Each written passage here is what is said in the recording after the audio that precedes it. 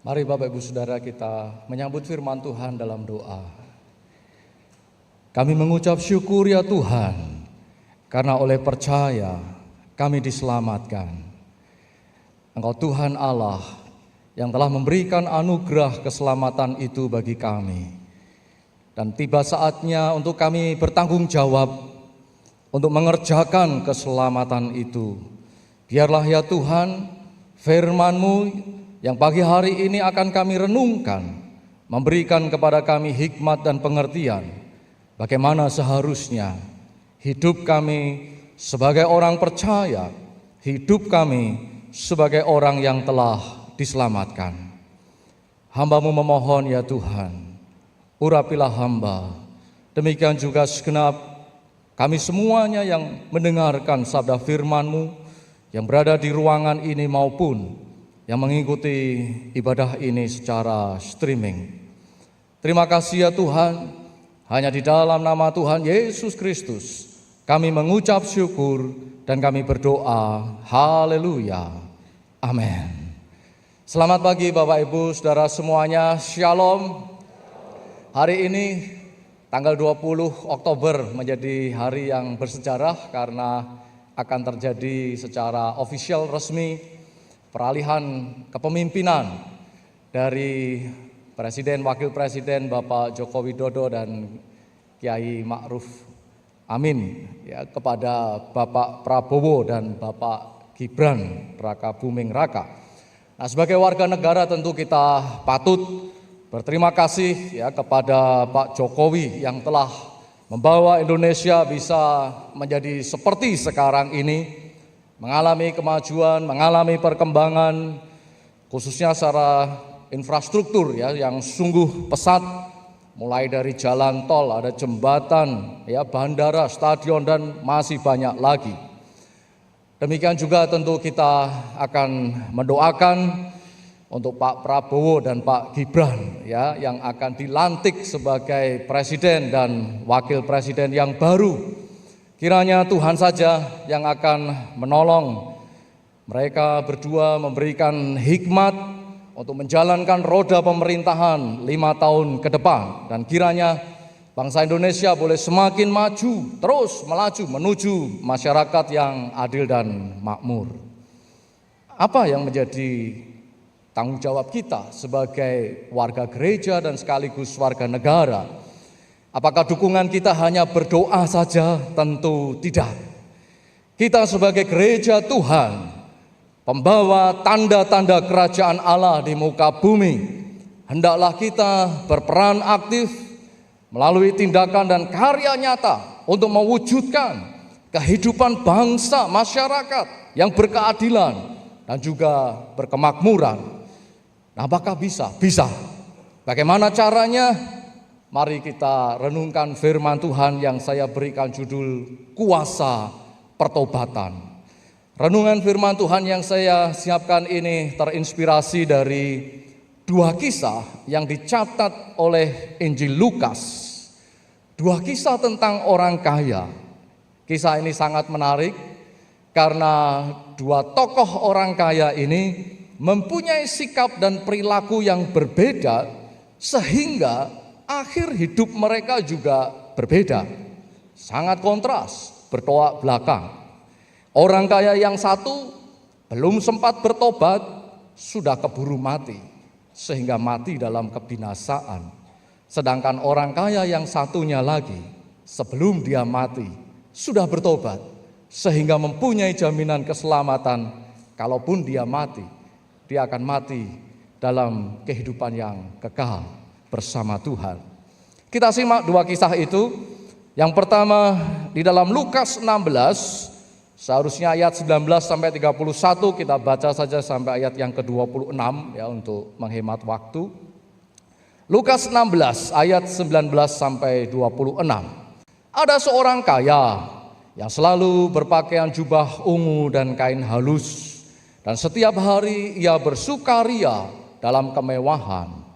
Dan ada seorang pengemis bernama Lazarus, badannya penuh dengan borok, berbaring dekat pintu rumah orang kaya itu, dan ingin menghilangkan laparnya dengan apa yang jatuh dari meja orang kaya itu.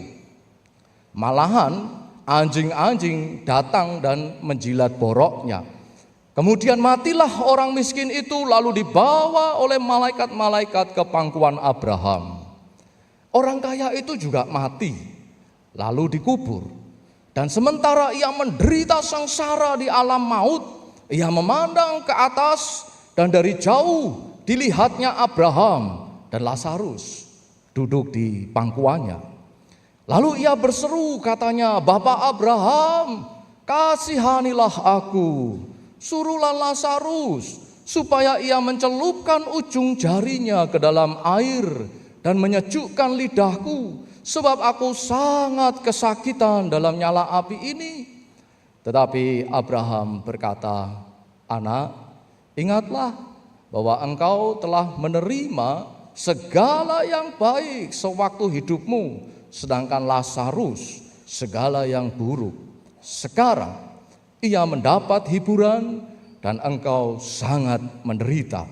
Selain daripada itu, di antara kami dan engkau terbentang jurang yang tak terseberangi, supaya mereka yang mau pergi dari sini kepadamu ataupun mereka yang mau datang dari situ kepada kami tidak dapat menyeberang." Demikianlah kisah tentang orang kaya berjubah ungu yang semasa hidupnya tidak sempat bertobat, sehingga ketika mati dia masuk ke dalam alam maut, mengalami siksaan sepanjang masa oleh api yang menyala. Nah, lain halnya dengan kisah yang kedua, yaitu tentang seorang kaya yang bernama Sakeus. Di dalam Lukas 19 ayat 1 sampai yang ke-10. Mari kita simak kisahnya. Lukas 19 ayat 1 sampai yang ke-10. Yesus masuk ke kota Yeriko dan berjalan terus melintasi kota itu. Di situ ada seorang bernama Sakeus, kepala pemungut cukai, dan ia seorang yang kaya.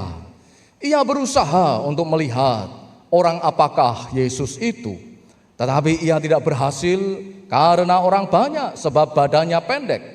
Maka berlarilah ia mendahului orang banyak, lalu memanjat pohon ara untuk melihat Yesus yang akan lewat di situ.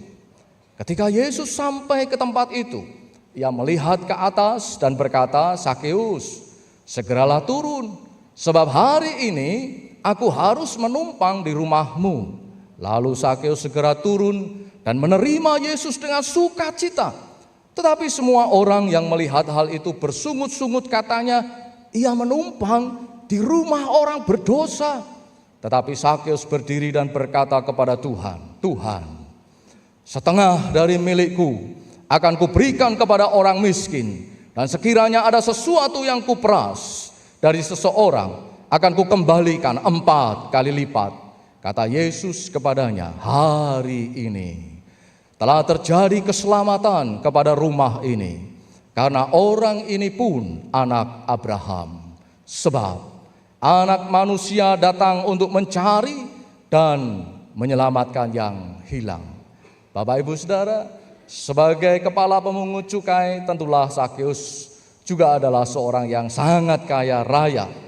Dia memang orang berdosa, namun ia bertobat, dan dalam pertobatannya itu dia mengalami keselamatan. Dia disebut sebagai anak Abraham. Artinya dia juga akan bisa mengalami seperti Lazarus. Kalau dia mati, dia akan duduk di pangkuan Bapak Abraham. Dalam hal inilah, Bapak, Ibu, Saudara, saya ingin mengajak kita untuk melihat betapa dahsyatnya kuasa pertobatan itu. Bahwa pertobatan itu menimbulkan setidaknya 3 efek dampak kuasa yang sangat luar biasa sekali. Dampak kuasa apakah itu? Yang pertama, pertobatan mengandung kuasa yang mampu untuk membuka pintu hati bagi sesama.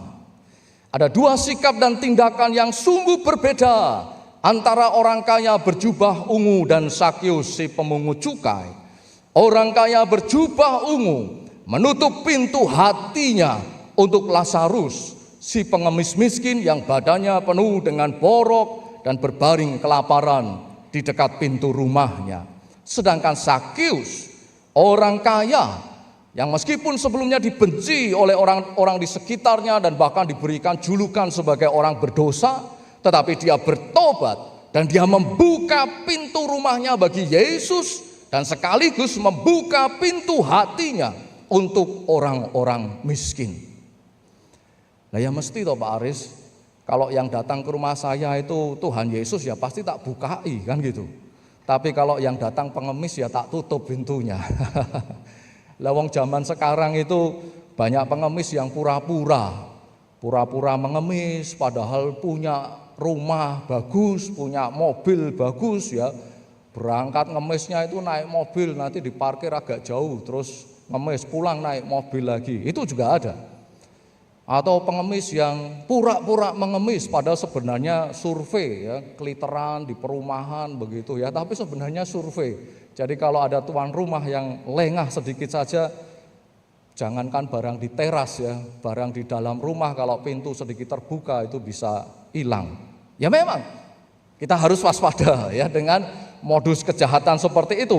Namun bukan berarti kemudian menjadikan hal itu sebagai alasan bahwa kita menutup pintu hati kita bagi sesama yang membutuhkan.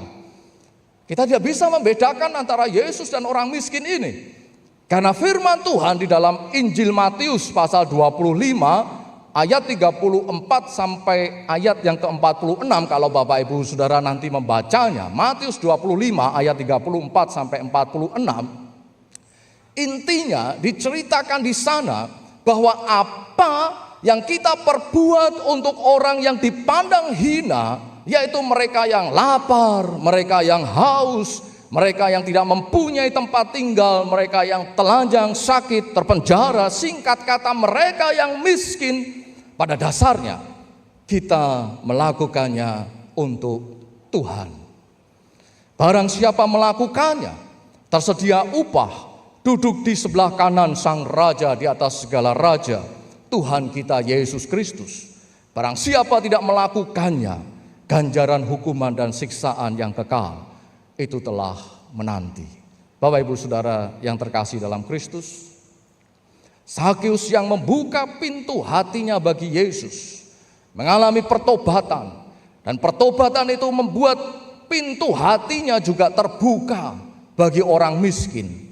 Hatinya yang dulu begitu melekat kepada hartanya, tidak sedikit pun mempunyai rasa belas kasihan dan kepedulian kepada sesama. Sampai-sampai itu orang di sekitarnya membenci dan dia disebut orang berdosa. Tetapi dia mengalami perubahan total. Hatinya kini melekat kepada Yesus yang telah datang ke dalam rumahnya. Sehingga kemudian dia mempunyai kerelaan hati. Bahkan kerelaan hati yang sangat luar biasa sekali. Dia mau melepaskan setengah dari harta miliknya untuk diberikan kepada orang miskin. Lain halnya ya, sangat berbeda dengan orang kaya berjubah ungu. Dia tidak mengalami pertobatan. Jangankan setengah, seperempat atau seperseratus atau bahkan seperseribu. Nah, cuman sekedar remah-remah ya, keruwilan-keruwilan, rentegan gitu ya, yang jatuh dari meja makannya sekalipun, orang kaya ini tidak mau memberikannya bagi Lazarus yang berbaring kelaparan di dekat pintu rumahnya. Saya membayangkan orang kaya berjubah ungu itu kalau dia makan bakso, namanya bakso bulat ya, kadang keperucut gelundung jatuh ke bawah gitu ya. Itu dia langsung buru-buru diambil, kemudian ditiup-tiup, belum 5 menit gitu ya. Saking pelitnya ya. Jadi yang jatuh dari meja makannya pun tidak akan dibagikan untuk siapa-siapa. Bapak Ibu Saudara, hati orang kaya berjubah ungu begitu melekat kepada harta miliknya, sehingga dia tidak mampu melepaskan sedikit pun dan berbagi dengan sesama yang membutuhkan. Bagaimana dengan kita? Apakah kita mau menjadi sama seperti orang kaya berjubah ungu yang kaya di dunia, tetapi matinya masuk dalam kebinasaan, masuk ke dalam neraka? Saran saya, jangan ya Dek ya, jangan. Karena apa? Karena neraka itu panasnya luar biasa. Panasnya melebihi panasnya kota Semarang. Amin. Yang biasa naik motor seperti saya tiap hari kalau pulang kantor naik motor, aduh Semarang ini panasnya luar biasa sekali. Dan percayalah saudara-saudara, sebagaimana kesaksian Alkitab, neraka tempat kebinasaan alam maut itu panasnya jauh-jauh melebihi kota Semarang ini. Jadilah seperti Sakeus, kaya di dunia dan dia mati masuk surga. Amin. Berikan tepuk tangan dong buat Tuhan Yesus. Kalau saudara mau kaya di dunia, mati masuk surga, ya jadilah seperti Sakeus. Buka pintu rumah saudara supaya Yesus hadir di tengah keluarga, rumah tangga kita. Buka pintu hati kita supaya hati kita mengalami pertobatan. Hati kita tidak melekat kepada harta kekayaan kita, tetapi hati kita melekat kepada Tuhan saja. Dan hati yang melekat kepada Tuhan itu sudah otomatis pasti akan terbuka bagi sesama yang membutuhkan.